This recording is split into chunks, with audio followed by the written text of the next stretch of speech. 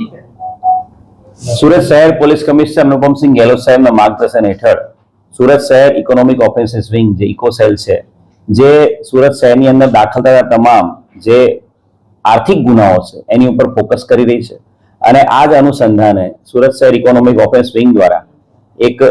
ખૂબ મોટી સફળતા જમીનના કેસમાં છેતરપિંડી કરવાના ઈરાદે જે મૂળ એકાઉન્ટો ખોલી નાખનારા જે કર્મચારીઓ છે, બેંકના કર્મચારીઓ, અને સાથે મ્યુલ એકાઉન્ટ ખોલવા માટે જે સિમ કાર્ડ આપનાર જે સર્વિસ પ્રોવાઈડર છે એની ધરપકડ કરવામાં આવી છે. બનાવની જો હકીકત કહીએ તો એક આરોપી છે રવિકુમાર કોલડિયા. આ રવિ કોલડિયા જે ફરિયાદીને મળ્યો હતો અને રવિ કોલડિયાએ ફરિયાદીને એવું કહ્યું હતું કે મારી પાસે એક જમીન છે, એ જમીનનો મારી પાસે સોદા ચિઠ્ઠી છે અને આ જમીન હું તમને વેચી આપીશ. જમીનના જે ઓરિજિનલ માલિક છે, આ માલિકો અત્યારે કેનેડામાં છે, પણ એ સોદા ચિઠ્ઠી મારી પાસે છે અને જો તમે જમીન ખરીદવા માંગતા હોય તો હું માલિકો સાથે તમારો કોન્ટેક્ટ કરાવી આપીશ. અને આ રીતે ફરિયાદીને વિશ્વાસમાં લઈને આરોપીએ સૌથી પહેલા તો ફરિયાદીને પ્રોપર વિશ્વાસ આવે એના માટે ફરિયાદી જે જમીનના માલિકના અકાઉન્ટમાં પૈસા નાખે એ આશયથી, અને એને એવું બતાવવા માટે કે અકાઉન્ટ છે જમીન માલિકોના જ છે, એ આશયથી જે ત્રણ જમીન માલિકો છે એ ત્રણેય જમીન માલિકોના ખોટા અકાઉન્ટ, ફેક આઈડી અને ફેક સિમ કાર્ડ દ્વારા એ ત્રણ જમીન માલિકો એ જાણતો હોવા છતાં કે ત્રણ જમીન માલિકો કેનેડામાં છે, એમની પ્રેઝન્સ અહીંયા છે જ નહીં ઇન્ડિયામાં, તે છતાં એ ત્રણ જમીન માલિકોના યસ બેંક અંકલેશ્વર શાખામાં અકાઉન્ટ ખોલી નાખ્યા હતા. અને એ અકાઉન્ટ ખોલવામાં જે યસ બેંકના એના કર્મચારીઓ છે એમણે મદદ કરી હતી. અને ત્યારબાદ એ અકાઉન્ટોમાં એણે જે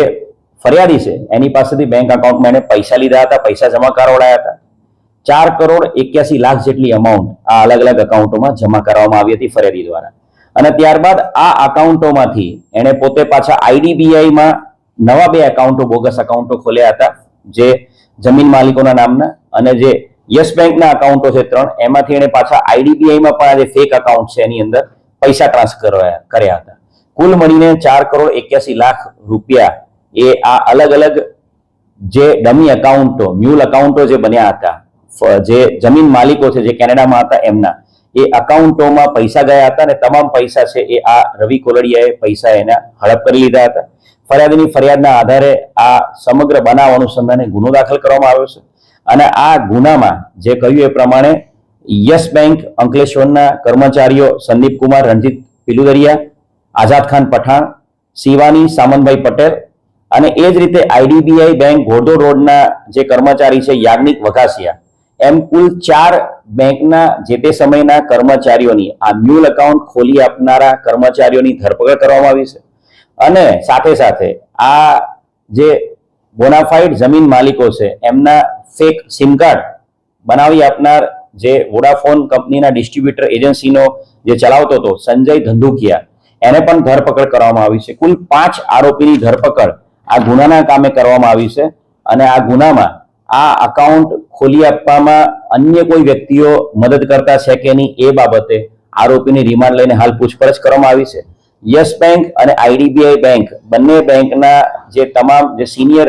મેનેજર્સ ને એ બધા છે એમની પણ હાલ પૂછપરછ કરવામાં આવી રહી છે, જેથી કરીને આ અકાઉન્ટ ખોલી આપવા પાછળ જે આરોપીને મદદ કરનાર અન્ય કોઈ વ્યક્તિ પણ જો સામેલ હોય